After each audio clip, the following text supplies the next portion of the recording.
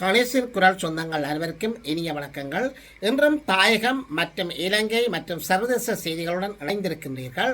எமது காணொலிக்கு நீங்கள் புதியவராக இருந்தால் மறக்காமல் சப்ஸ்கிரைப் பண்ணுங்கள், ஷேர் பண்ணுங்கள், கமெண்ட்ஸ் பண்ணுங்கள், லைக் பண்ணுங்கள்.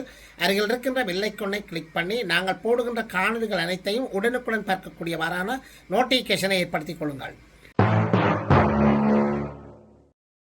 முச்சக்கர வண்டியில் சாகசம், காணொலி சிக்கிய இளைஞர்கள். கம்பகா வெளிவேறிய பகுதியில் முச்சக்கர வண்டி ஒன்றில் ஆபத்தான முறையில் சாகசம் நிகழ்த்திய இருவரை போலீசார் கைது செய்திருக்கின்றார்கள். இது சம்பவம் தொடர்பாக சுவாரஸ்யமான விடயங்கள் கிடைத்திருக்கின்றன. இந்த கம்பகா வெளிவேறிய பகுதியில் உள்ள பிரதான வீதி ஒன்றில் ஆபத்தான முறையில் 2 சிற்களை தூக்கி கொண்டோ அல்லது முன்சிலை தூக்கி கொண்டோ சாகசம் காட்டிய 2 இளைஞர்களை போலீசார் குண்டுக்கட்டாக தூக்கி இருக்கின்றார்கள். இவர்கள் சாகசம் காட்டியது மட்டுமில்லாமல் தங்களுடைய அந்த சாகசத்தை சமூக ஊடகங்களில் வெளியிட்டிருக்கின்றார்கள். இது சம்பந்தமாக போக்குவரத்து துறை போலீஸ் அதிகாரிக்கு இந்த செய்தி கட்டியிருக்கின்றது. அவர் உடனடியாக உரிய போலீசாருக்கு அறிவித்தல் விடுத்திருக்கின்றார்.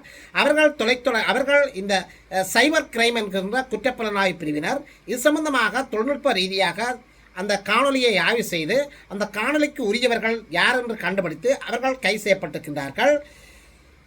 இதன்போது இவர்கள் மீது பல குற்றச்சாட்டுகள் முன்வைக்கப்பட்டிருக்கின்றன. போக்குவரத்துக்கு மேலாண்மை மற்றும் வீதி பாதுகாப்பு பிரிவின் பிரதி போலீஸ் அதிபர் WJ சேனாவி தீரா உத்தரவின் பேரில்தான் இந்த போலீசார் இந்த இளைஞர்களை கைது செய்திருக்கின்றார்கள். இதனைத் தொடர்ந்து இவர்கள் மீது சந்தேகங்களுக்கு எதிராக இந்த சந்தேக நபர்களுக்கு எதிராக ஆபத்தான முறையில் வாகனத்தை செலுத்துதல் மற்றும் பொதுமக்களுடைய உயிருக்கு ஆபத்தை விளைவித்தல் ஆகிய குற்றச்சாட்டுகள் நீதிமன்றத்தில் பதிவு செய்து இவர்கள் கைது செய்யப்பட்டிருக்கின்றார்கள். காட்டு யானை தாக்கியதில் ஒரு முதியவர் இறந்திருக்கின்றார். மட்டக்களப்பு ஆயத்திமலை போலீஸ் பிரிவில் இந்த விவசாயி இறந்திருக்கின்றார். இவர் பகல் வேளையில் விவசாய வேலைகளுக்கு செல்கின்றவர், கூலி தொழிலாளியாக இருக்கின்ற, அதாவது வறுமைக்கோட்டின் கீழ் இருக்கின்ற இந்த விவசாயி. இவருடைய வயது 69 என்று சொல்லப்படுகின்றது. 5 பிள்ளைகளினுடைய தந்தை என்று சொல்லப்படுகின்றது. இவர் பகல் வேளைகளில் கூலி விவசாய வேலைகளில் ஈடுபட்டு வருகின்றவர்கள். இரவு வேளையில் யானை காவலுக்கு செல்கின்றவர். இவ்வாறு சென்ற இடத்துல தான் இவரை யானை தாக்கி இருக்கின்றது. இஸ்தலத்திலேயே இவர் இறந்திருக்கின்றார். கொழும்பு மட்டக்குழியில் கூரிய ஆயுதத்தால் தாக்கி ஒருவர் கொலை செய்யப்பட்டிருக்கின்றார். கொழும்பு மட்டக்குழி கொமுனுபுர பகுதியில் கூரிய ஆயுதத்தால் தாக்கி ஒருவர் கொலை செய்யப்பட்டிருக்கின்றார். இருவருக்கு இடையில் ஏற்பட்ட வாய்த்தர்க்கம். அதன் பின்பு அவர் இரவுக்கு படுக்கைக்கு சென்ற போது இவருடைய அந்த இரவு வேளையில் பலர் கொண்ட ஒரு அணியினர் இவர் மீது கூரிய ஆயுதத்தால் தாக்கி படுகாயமடைந்த நிலையில் பலத்த காயமடைந்த அவர் கொழும்பு தேசிய வைத்தியசாலையில் அனுமதிக்கப்பட்ட போதிலும் சிகிச்சை பலனின்றி உயிரிழந்ததாக மட்டக்குழி பகுதி போலீசார் தெரிவித்திருக்கின்றார்கள். 40 வயதுடைய ஒருவர் தான் இவ்வாறு இறந்திருப்பதாக செய்திகள் வெளியாகி இருக்கின்றது. தற்பொழுது இந்த கொலையை மேற்கொண்ட குற்றவாளிகளை கைது செய்வதற்காக போலீசார் நடவடிக்கைகளை துரிதப்படுத்தி இருக்கின்றார்கள். இதேவேளை பங்களாதேஷ் திரையிலிருந்து இலங்கை மீனவர்கள் விடுவிக்கப்பட்டிருக்கிறார்கள். பல நாட்கள் கடலில் சென்று தங்கி நின்று மீன்பிடியில் ஈடுபடுகின்ற இலங்கை மீனவர்கள் பங்களாதேஷ் கடல் எல்லைக்குள் அது தவறுதலாக சென்றதன் காரணமாக அத்துமீறி எல்லைக்குள் வந்திருக்கின்றார்கள் என்று சொல்லி பங்களாதேஷ் அரசாங்கத்தால் இவர்கள் கைது செய்து பல மாதங்களாக இவர்கள் தடுத்து வைத்திருக்கின்றார்கள். அதாவது 2025ஆம் ஆண்டு ஜூலை 16ஆம் தேதி சுது துவா 4 என்ற 14 மீன்பிடி படகில் கடலுக்கு சென்றிருந்தார்கள். கடல் எல்லைகளை மீறிய குற்றச்சாட்டில் பங்களாதேஷ் கடற்படையினரால் இவர்கள் கைது செய்யப்பட்டு சிட்டங்காக் பகுதியில் உள்ள சிறையில் அடைக்கப்பட்டிருக்கின்றார்கள். தற்பொழுது இவர்கள் இலங்கை கடற்தொழில் மீன்பிடி வளத்துறை அமைச்சர் ராமலிங்கம் சந்திரசேகரன் மற்றும் பங்களாதேஷின் உடைய தூதரகத்தினுடன் மேற்கொள்ளப்பட்ட கலந்துரையாடலில் இவர்கள் விடுதலை செய்யப்பட்டிருக்கின்றார்கள். கடுமையான விதிகளுடன் வருகின்றது புதிய சட்டம். அதாவது ஒழுங்கமைக்கப்பட்ட குற்றவாளிகள் இருக்கிறார்கள் தானே, ஒழுங்கமைக்கப்பட்ட குற்றவாளிகள் என்று சொன்னால் இந்த போதைப் பொருள் கடத்துகின்றவர்கள் மற்றும் துப்பாக்கிச்சூட்டு சம்பவங்களை மேற்கொள்கின்றவர்கள் என்று சொல்லி நாட்டினுடைய அமைதிக்கு பங்கம் விளைவிக்கின்றவர்களுக்கு எதிராக புதிய இறுக்கமான சட்டங்கள் கொண்டுவரப்பட்டிருப்பதாக அரசாங்கம் அறிவித்திருக்கின்றது. இன்னும் 2 வாரங்களுக்குள் இந்த புதிய சட்டம் கொண்டுவரப்படும் என்று சொல்லியும் ஊடகங்களுக்கு கருத்து தெரிவிக்கின்ற போது பிரதி போலீஸ் அதிபர் ரணமால் கொடித்துவக்கு இந்த கருத்தை வெளியிட்டிருக்கின்றார். மேலும் அவர் தெரிவிக்கையில் புதிய சட்ட விதிகளின் ஊடாக சிறைகளிலே ஏற்கனவே குற்றச்சாட்டின் பேரில் அடைத்து வைத்திருக்கின்ற குற்றவாளிகளை கூட போலீசார் மீண்டும் சிறைக்குள் சென்று அவர்களை மீண்டும் அழைத்து சென்று விசாரணை மேற்கொள்ளலாம் என்று சொல்லி குறிப்பிடப்பட்டிருக்கின்றது. இவ்வாறான நபர்களின் இன்றும் கூட நாம் பயங்கரவாத தடை சட்டத்தின் கீழே தடுத்து வைத்துள்ளோம். இது தொடர்பாக இன்னும் 2 வாரங்களுக்குள் மிக கடுமையான சட்டம் ஒன்று வரவுள்ளதாகவும் அவர் குறிப்பிட்டிருக்கின்றார்.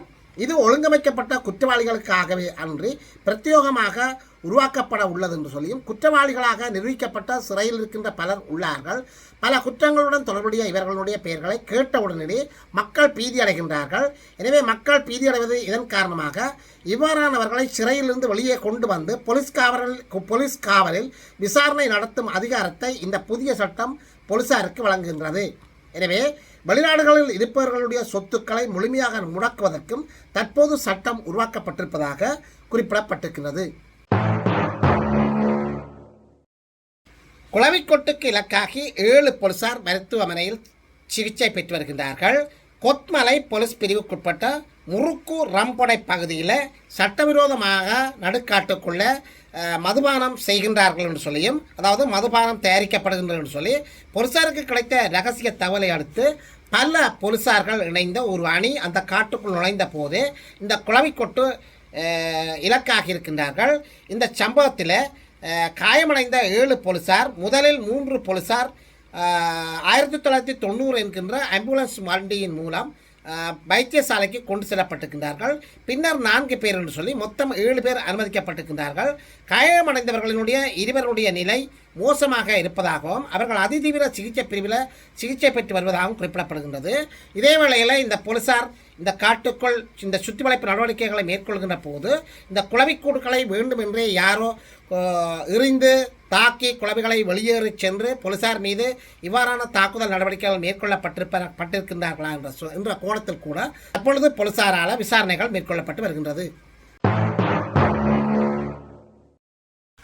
நேட்டோவில் இருந்து அமெரிக்கா வெளியேறுகின்றதா?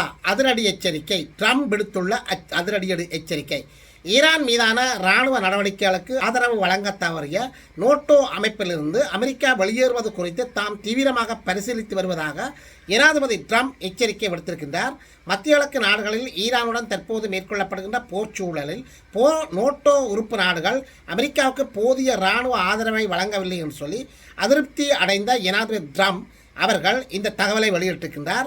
கோர்மூஸ் நீரிணை கூடாக இஸ்ரேல் மற்றும் அமெரிக்காவுடைய கப்பல்கள், அதாவது எண்ணெய் தாங்கி கப்பல்கள் அந்த பகுதியினூடாக செல்வதற்காக ஈரான் படையினர் தடுத்து வருகின்றார்கள். ஆனால் ஏனைய நாட்டு டேங்கிகளையோ அல்லது எண்ணெய் வளங்களையோ அந்த நீரிணையினூடாக கொண்டு செல்வதற்கு அனுமதிக்கப்பட்டிருக்கின்றார்கள்.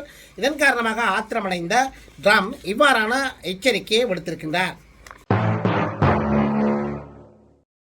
ஈரான் மீண்டும் வருவதற்கு 20 ஆண்டுகள் வரை செல்லும் ட்ரம்ப் விடுத்த ஒரு பகிரத அறிக்கை.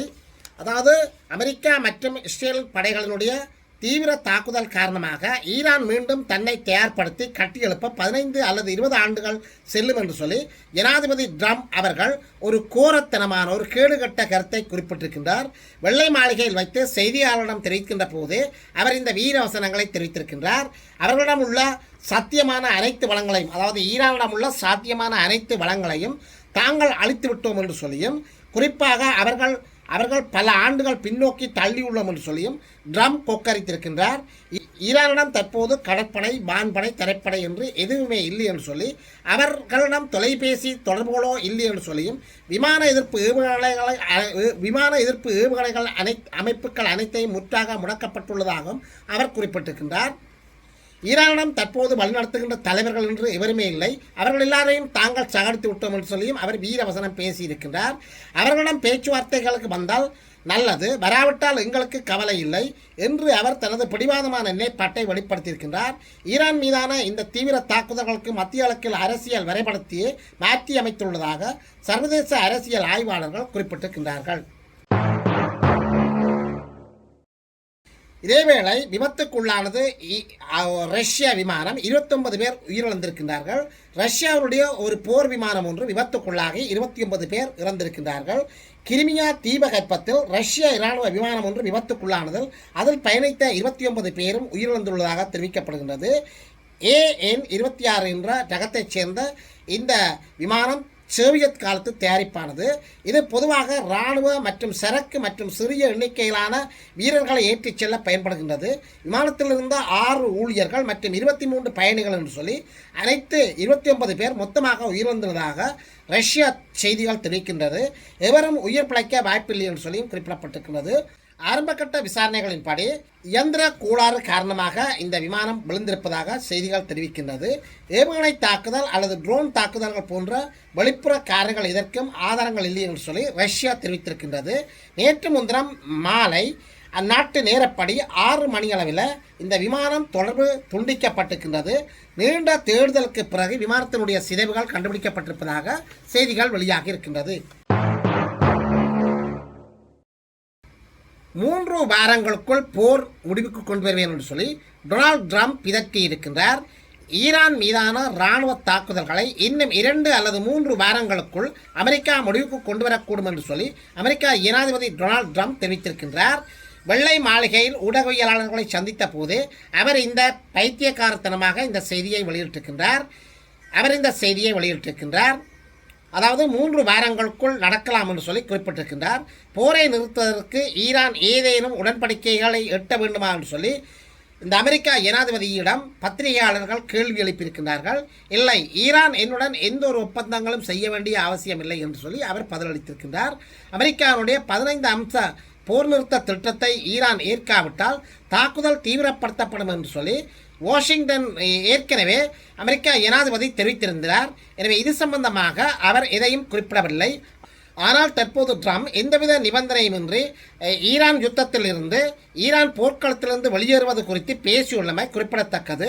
அதே நேரம் ஈரானுடன் ஒரு ஒப்பந்தம் செய்ய ட்ரம்ப் தயாராக இருப்பதாக அமெரிக்கா பாதுகாப்பு செயலாளர் பீட் கோக்ஷெட் தெரிவித்துள்ளமையும் இந்த இடத்துல குறிப்பிடத்தக்கது.